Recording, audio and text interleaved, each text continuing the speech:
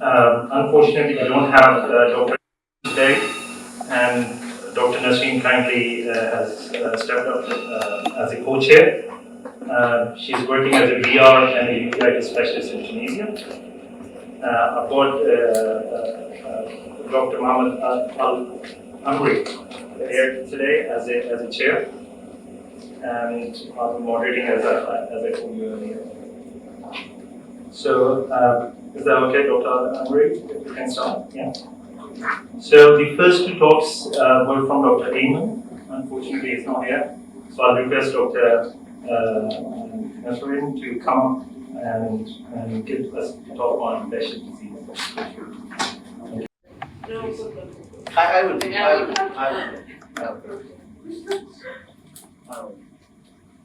Thank you very much. So I'm very happy to be with you today. I'm Dr. Nasreen Abdoud. I'm an associate professor in ophthalmology and specialized in VR surgery and UVIs. I'm practicing in Fatima Bourguiba University Hospital in Tunisia. So I would like to talk about the diagnosis of Behçet disease UVIs, even in the absence of extraocular manifestation. So Behçet disease, as you know, is one of the leading causes of uveitis along the old Silk Road, including the Middle East and North Africa. And the Behçet disease uveitis is a severe form of uveitis associated with a high risk of blindness. So the early diagnosis and the appropriate treatment is essential to save the vision.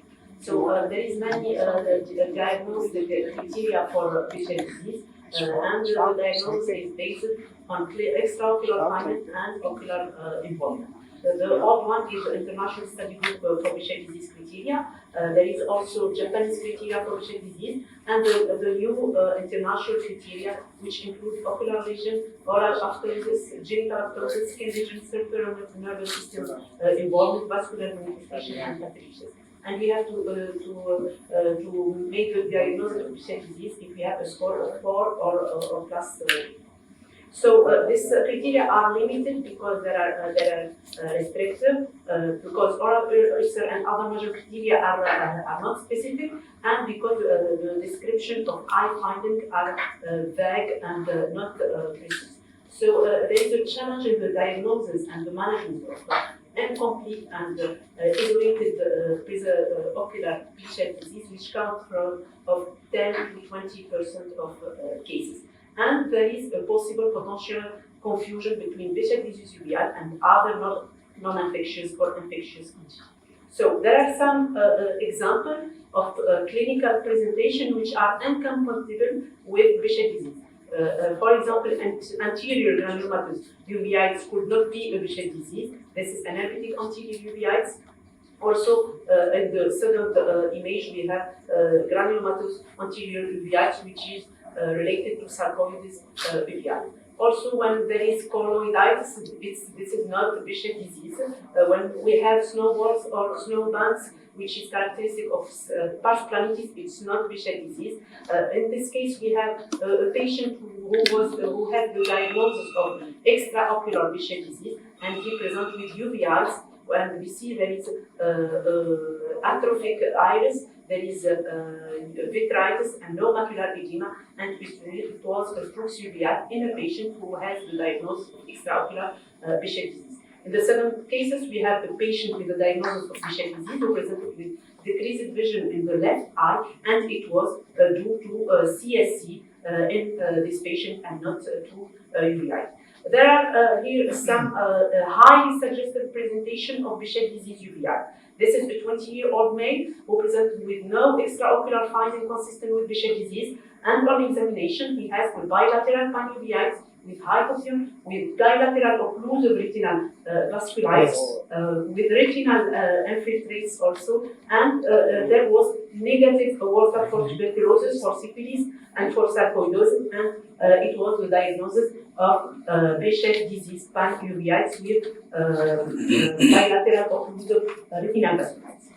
Other presentation which is highly suggestive of Behçet disease is the case of a 33-year-old male no extraocular finding consistent with Behçet disease. He has bilateral uveitis with non-granulomatous anterior uveitis, and we see on the fantasy examination there some superficial retinal infiltrate. On OCT, it's an inner hyperreflectivity on the OCT. This is a retinal infiltrate with vascular leakage in the fluorescein angiography, and this presentation is highly suggestive of Behçet disease, even if we have no extraocular sign of Behçet disease.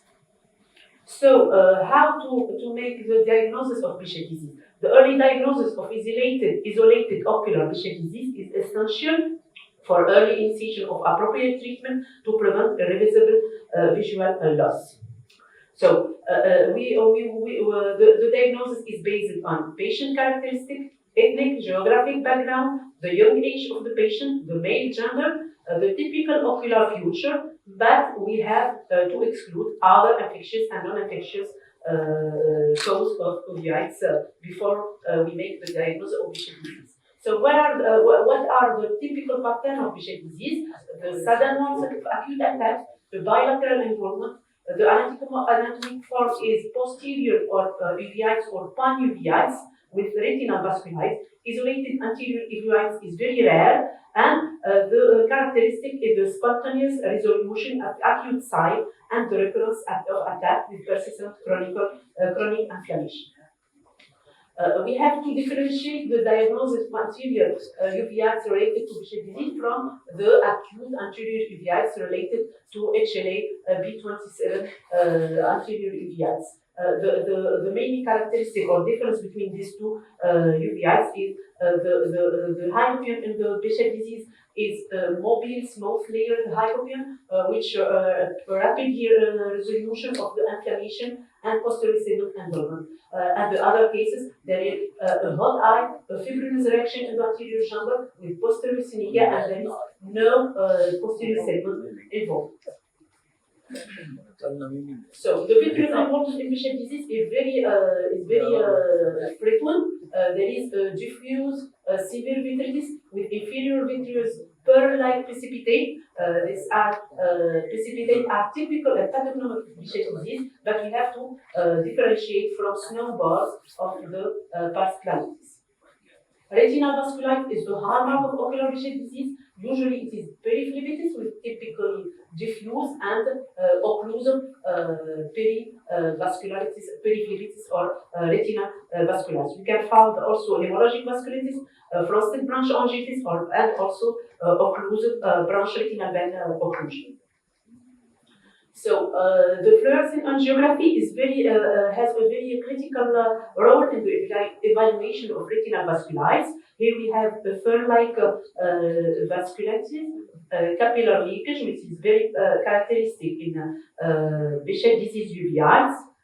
An extensive capillary non-perfusion area with neovascularization, in this case with occlusive retinal vasculitis. And even we can have optic disc neovessel without peripheral ischemia.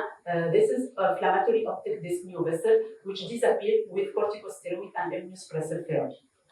The ultra-wide field fluorescein angiography may better identify and quantify the peripheral vascular change, but the role of ultra-wide field fluorescein angiography remains to be confirmed in the diagnosis and the management of uveitis.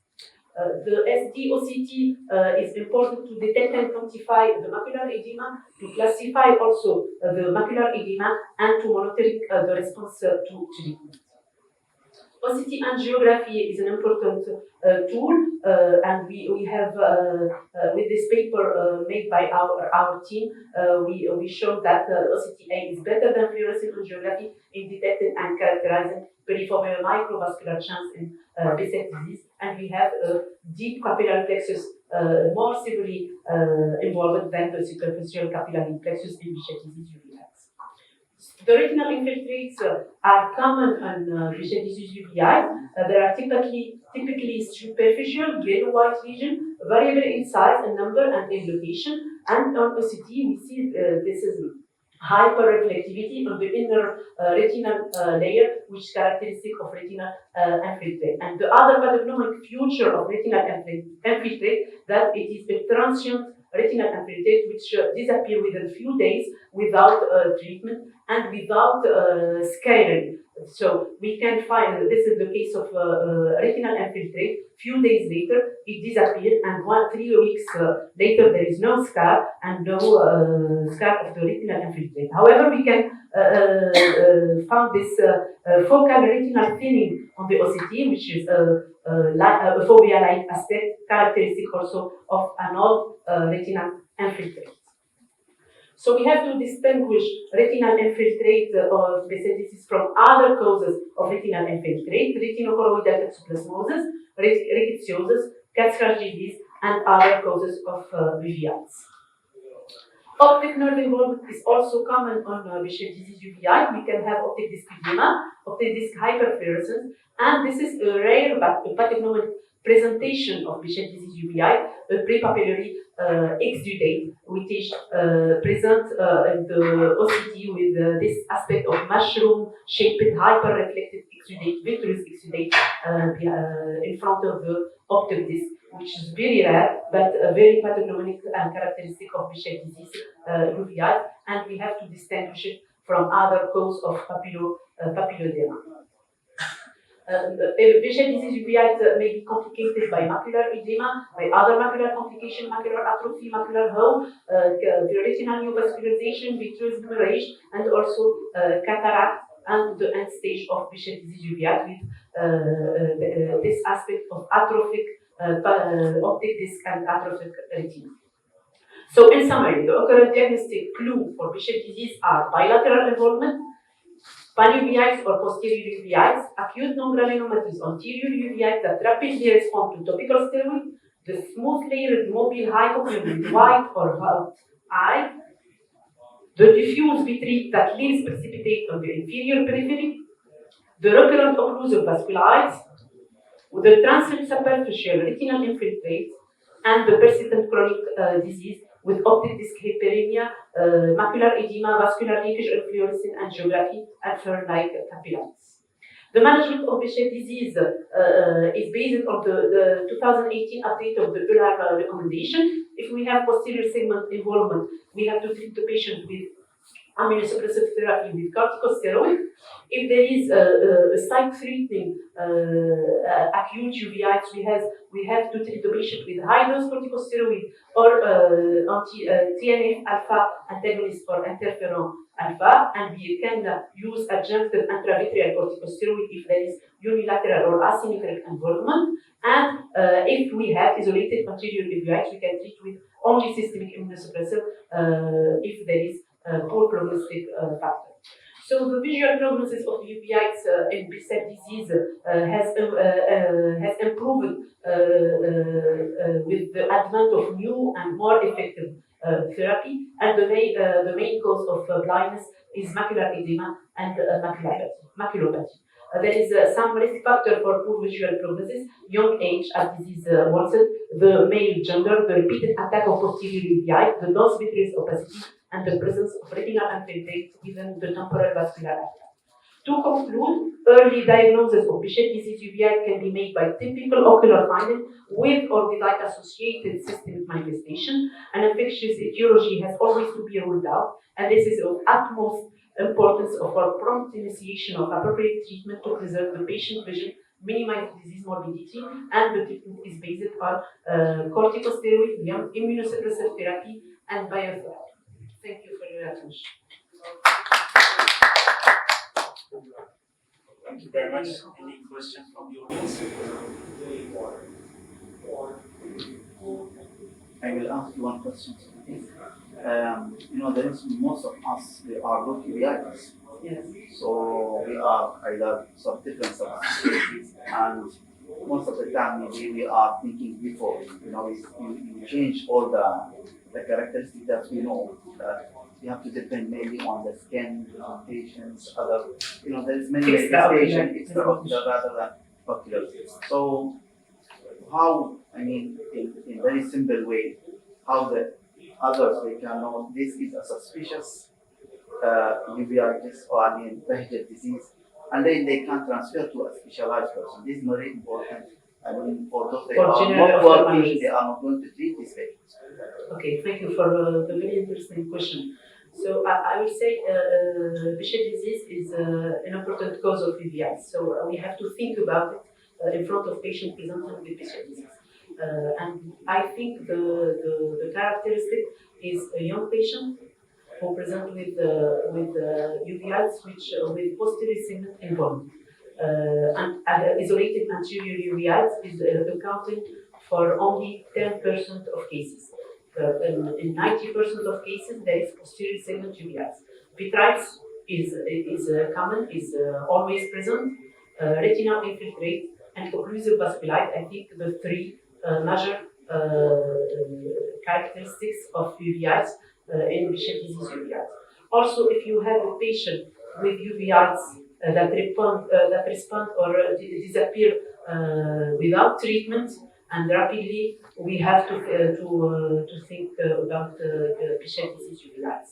And if the patient has no extraocular manifestation, we have to look for vitreous haze or vitreous cells carefully. And if there is vitreous cells or vitreous haze, fluorescent angiography is indicated, and it will give us some clue for the diagnosis, like fern-like capillaries or vascular leakage in fluorescent angiography, which is also an important characteristic of Behçet disease UVIs.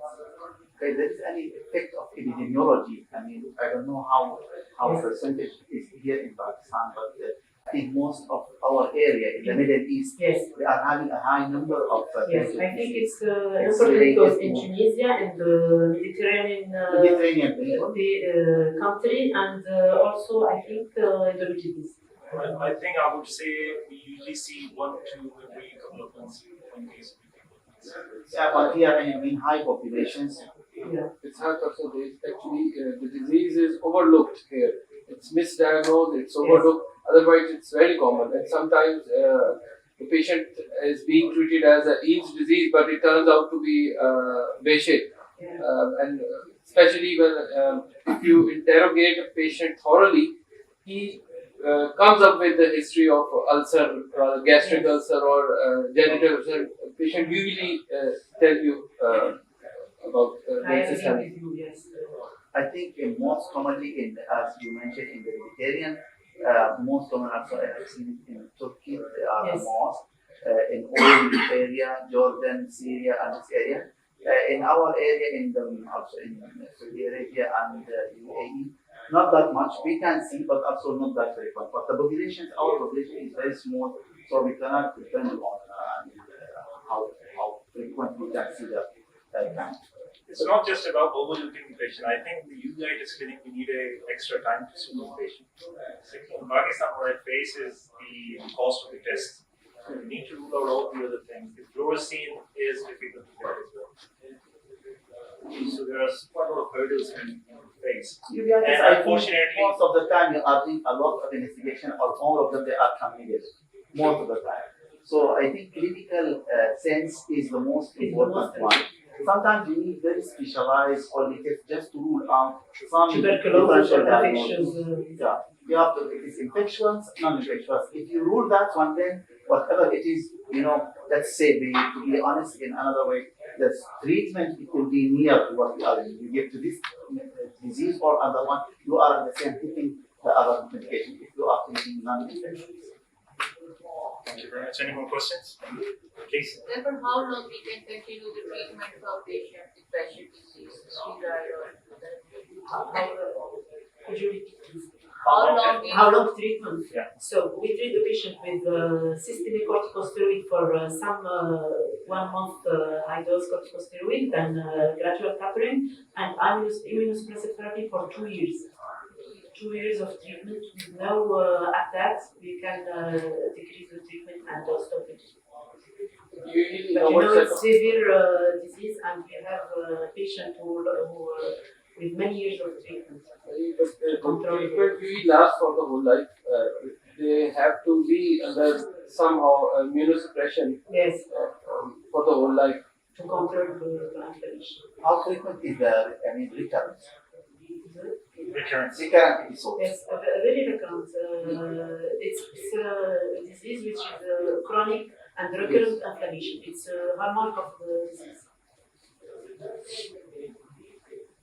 Thank you very much. Thank you Thank very you much. very much. So, Bismillahirrahmanirrahim, Dr. Abdul here. I'm the retina specialist in Al Shifa. My background is mainly VR, but since I moved to Pakistan, I'm getting a lot of uveitis patients coming through my clinic. So I'm going to talk about my experience in the last 6 months about the patients with BKH, confidential dysphagia. So I'll go through very briefly through the brief introduction. I'll go through the diagnosis, the criteria, the investigation, the treatment and the monitoring of the disease, and a few case reports from our clinic.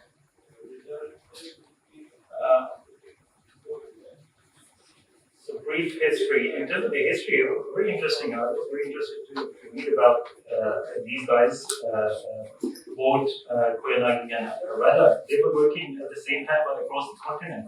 1906, both published a paper, then later on Koyanagi and Arada. The Koyanagi paper, I didn't get a chance to read the paper, but mainly he was focused on the whitening of the eyelashes. He didn't mention about the eye signs. But later on, Koyanagi and Harada, they published the paper and they discussed about the ocular features and the neurological ones as well. Very interesting as well. You see, in the 12th century, it was one of the Muslim guys, Muhammad al-Rafiqi, who actually published a paper and discussed about the poliosis and Belgian hearing disorders. Just a brief history. So now coming to the diagnosis, BKH, the diagnosis. It's a autoimmune disease, T-cell mediated. It attacks the pigments. So just think about the pigments, and we go through what the features are in the eye, in the CNS, skin, hairs, and the auditory. Coming to the diagnostic criteria, I still hear from my colleagues, from my resident as well, still talking about the difference between the Koyanagi versus the Harada disease. I mainly don't look into whether it's a Harada disease or BK. The criteria over the years, over the century has evolved. Now, the Sun Working Group recently published a new criteria, which was mainly similar to the Chinese group paper. And I'm going to discuss about the criteria from the Sun group. What they did was, instead of differentiating between whether it's a BK disease or the Harada disease or it's a complete, incomplete disease, what they did was they categorized the disease into the early stage versus the chronic disease. And the reason why it's very helpful is in terms of treatment and the visual prognosis and the outcome the patient gets. So the criteria for the early stage BKH, number one, is a serious retinal detachment. But the features for the retinal detachment, they mentioned it has to be multiloculated and there has to be septums on the OCT. So when I say this, if you see the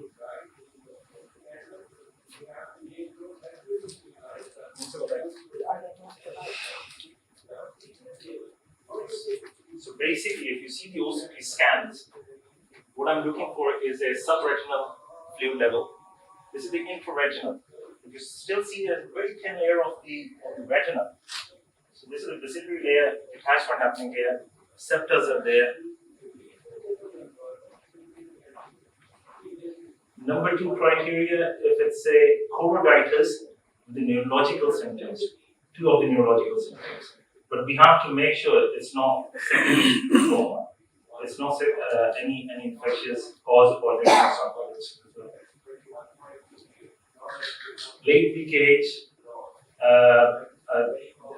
they defined it as per the criteria. There has to be a history of the early there has to be the history of the acute disease. And the patient has now got some pigmentary changes in the eye as a sunset globe fundus, or they've got the other skin integumentary changes now. So that's one of my patients who unfortunately has developed the subretinal fibrosis or the pigmentary changes. So coming to the imaging, we are very lucky in our center to have the multimodal imaging facilities. We do the SDOCT, acute phase, we see the subretinal detachments, we see the intraretinal basically detachment, which I explained, choroidal folds. In the chronic phase, we see the subretinal fibrosis of the macular edema. And I've already explained these. I think the images are much clearer on this one. Subretinal fluid, the septa, and the basiliary layer detachment. The basiliary detachment is the photoreceptor layer detachment.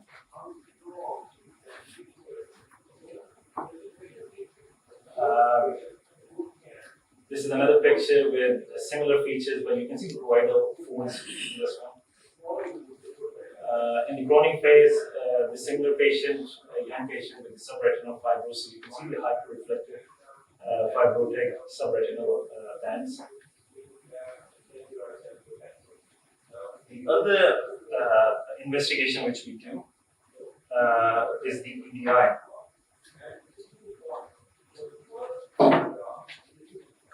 We do the enhanced depth imaging on our spectralis, and by the EDI, it helps in the diagnosis and also helps in the monitoring of the disease as well.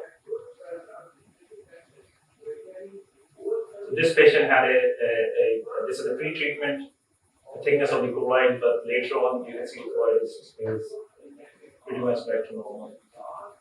You don't have the facility of the ICGA, but this is the gold standard. In Rawalpindi, Islamabad, there is nobody providing this service at the moment for ICGs. But hopefully we'll be getting this early next year. The features, there are 4 features which has been explained on the ICGA.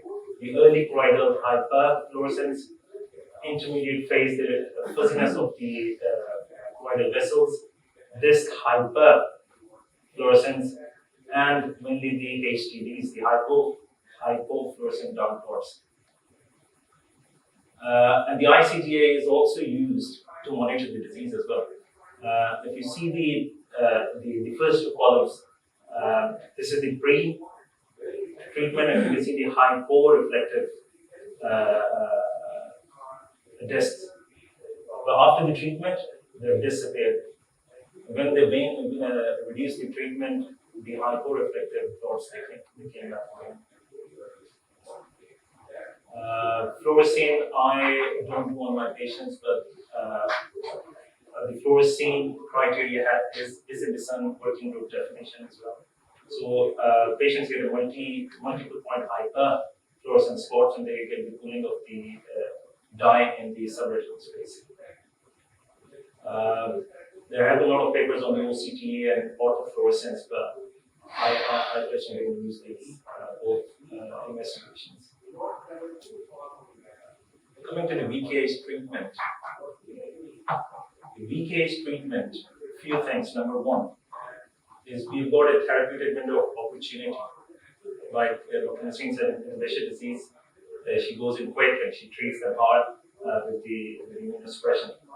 Similarly, there is a concept in VKH, therapeutic window of opportunity, where if we treat those patients in the acute phase, we get the good recovery in those patients, and those patients that don't get into the chronic stage.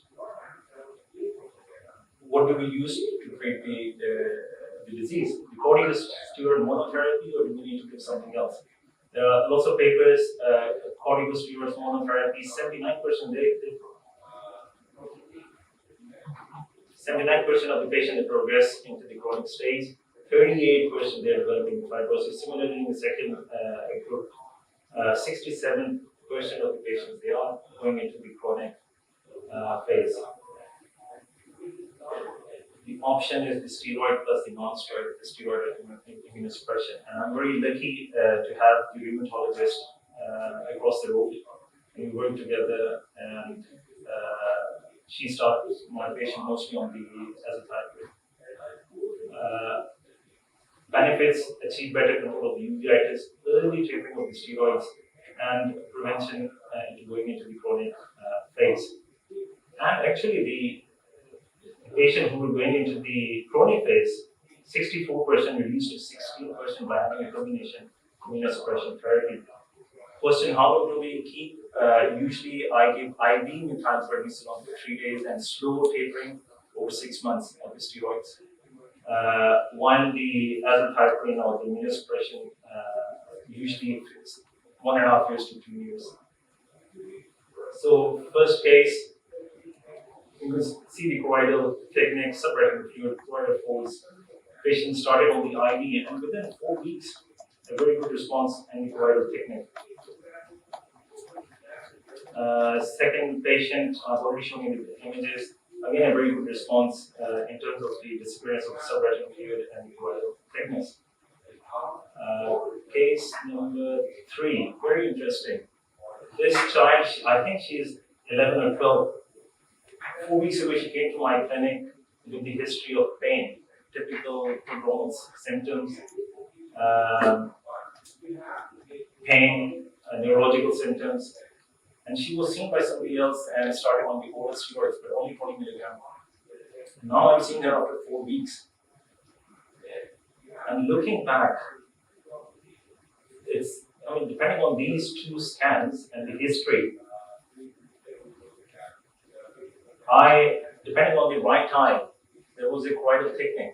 And I asked the patient that if she had any investigations done previously, and luckily she was seen in the Khyber Medical College, and they got the Optos and the wide field imaging system over there. And these are her previous scans 4 weeks ago. Depending on these 2 scans and the current scan, I put down as the diagnosis of BKH, inappropriately treated, and she's been referred to the rheumatologist now as well. Last case, another 25 years old young female came to me with inadequately treated BKH, now having a subretinal fibrosis, chronic anterior-uveitis, and anything there as well. Summary: diagnosis. First, rule out the other causes. The reason is if we put down as a BKH, we are putting these patients under immunosuppression for up to 2 years. So rule out I put down 3 causes where there is a hearing loss as well as the uveitis, sympathetic sarcoidosis, Lyme, Suzak's, tinea as well. Aggressive early dual therapy. There are a few papers where actually from India they use a triple therapy to treat the BKH with a very good response. And monitor response with the modification of the treatment. Thank you very much. Thank you. Any questions? I'll probably learn some more uveitis from you guys actually. I'll probably learn something. Any questions or your experience? I mean, there's a 2 years gap in my practice from uveitis and then purely VR and then uveitis. So go on. Did you ever have to supplement systemic with periocular steroids? Periocular, so far the answer is no. None of my patients got any periocular. They were having a very good response. Only the last patient with the fibrosis, she is on BD dose of topical steroids on as controlling with the systemic immunosuppression. What is the benefit of periocular for what? Say again. What is the aim to give periocular? Aim probably if the systemic treatment is not sufficient, but if the systemic treatment is not sufficient, we should up the systemic treatment, not the periocular. Because I didn't. We have experience with Yeah. that disease, and in case of a diabetic patient, or we can't Yeah. put the patient on systemic corticosteroid, we use periocular steroids in addition to the immunosuppressive therapy. One is periocular. No, we can't. So what do you do? Do you use Subtinon or do you use Subtinon? Periocular, Periocular. Orbital. orbital fluoro injections. Sir, what is your experience regarding the suprachoroidal injection of steroid in cases of Suprachoroidal, मेरा ख्याल है everybody is using a suprachoroidal. My experience is not very good. In terms of not the response is going to be good if you're getting a steroid. The problem is, when I came to Pakistan, we were very lucky in the UK to have Ozurdex and IUA and everything. The problem, my personal experience, number one, with the suprachoroidal, I feel the patients are having more pain, a transient pain. I had one patient, young patient, I gave a steroid as a vasovagal when he was getting off the table. Number two experience with the point one, it is at least 20% of my patients that were having a transient CRAO. Not just my patient, my colleague's patient as well. And I went around in my hospital, we do 100 injections a day of Westin and stuff. In the UK, it is mandatory for us to check the hand movement after any injection. Okay? And we were not doing this. And when we started checking the hand movements, at least 20% of our patients were getting a with CRAO transient. And then what we did was we reduced the dose to half dose. So response was equally good, but no pain and equally efficacy. It is giving a buckle effect. I know you're not agreeing to me, but it's not in my hands. It's in departments, 6-7 people giving this. So we make them sit there for half an hour. We make sure they're okay. It's not like intravitreal. And just a comment that I think, as you say, PH respond well to corticosteroid therapy if it's well treated, aggressive and prompt treatment. Yeah. The most important, I think, is to recognize the disease at the early phase before the neurological signs and the skin signs, and it's very important to recognize the sign and the difficulties and the serious retinal detachment to treat this patient. Dr. Ali, your experience with BKH Actually, we are not seeing much of them. in UAE? Yeah. We have seen every 2 years, maybe I will chance to see one every 2 years. Before, when I have used it, let's say I have seen many of them. So, but in practice, no. They are not. We are seeing a lot of BKH. You know, In kids as well. A couple of patients I showed, one was 9-11 age group, the other one was mid-teens group with the chronic changes fibrosis. yeah, that's why I'm asking you, because they are not, after a long period of time, you are not seeing the patient. You forget this disease, you keep it aside. So we are not. For me, I didn't see. Maybe in 2012, the last patient I have seen. Now more than 10 years. Do you guys use suprachoroidals? I have no experience with it.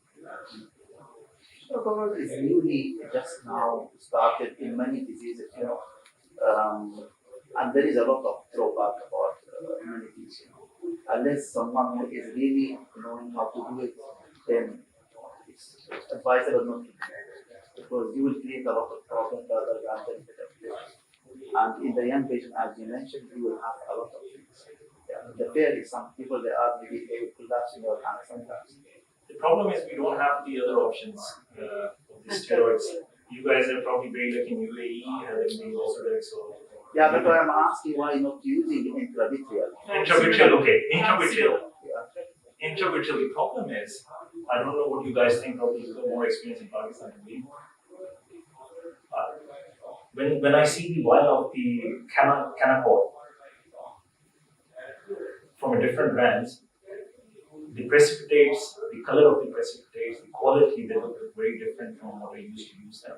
No, but There is a also I'm not talking about Transdermal. It's Okay. not Transdermal, yeah, it's very strong. First of all, Yes. it will lead to many complications. And even if it is good one, there are many participation of that bacteria and this. But other things I hear about it, but I'm not using because I don't have this patient. But we are, listening that some people they are using intravitreal. They are using it. Yeah. In Morpheus, they were using in some Yeah, patients. yeah. Very sorry. I had one patient last week with the intravitreal. I gave intravitreal because of systemic issues. I gave intravitreal transmural and ended up with a steroid endophthalmitis. It's Very sad. But recovered. You know, I don't believe. You try something, You know, complication can happen. it can, yes. But I think I'll probably jump back to supracoiloid. Sometimes maybe only, we are trying to avoid in a certain patient, they are, as Dr. mentioned, they are for diabetic, some of them they have any other problem that they are not able to get. Yes. Glaucoma, I am not afraid to give, I have to be honest. And glaucoma you can treat. I don't care about, I don't believe any steroid that have a complication for glaucoma. Glaucoma is a manageable disease, so I'm not against it. Even this one in other diseases we are using. I am one of the ones, they are using a lot of steroid even in treatment of diabetic macular. At least we're giving them more business. Yeah, you know, I are hearing about Illuvian. I have a lecture about that. It will be. I'm using a lot, more than 50 injection in plus only Illuvian. That is very expensive. So that's it. Yeah, because I don't know, available here in No, No, we don't have those. we don't have that. Yeah, it is very expensive anyway. It's about 11,000. But if you, I have done also a calculation about the amount cost for the Illuvian in Ozurdex and anti-BBM. If the patient responds well, the amount that he is spending in Illuvian it will be less. Because you are talking about 11,000 or 10,000, let's say $10,000. You give it in a 2.5 years almost. It will not reach, to be honest, about 3 years exactly. But let's say about 24 to 30. You imagine how many Ozurdex will be. Because Ozurdex is now not more than 4 months. Even now, less. So imagine if you calculate it, it will be the same thing. It's not small. And less conscious into disclaimer. Yeah.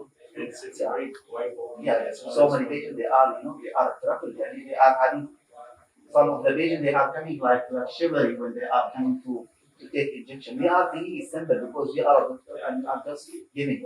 But really, when you think about observations, some of them they are catching other hands of the nurse. The nurse is shouting because she's a friend. So sometimes we need to move to another opportunities or another methodology. Thank you very much. No, thank you very much. Is that okay to conclude this session, sir? Yeah, please. Thank you very much for everybody.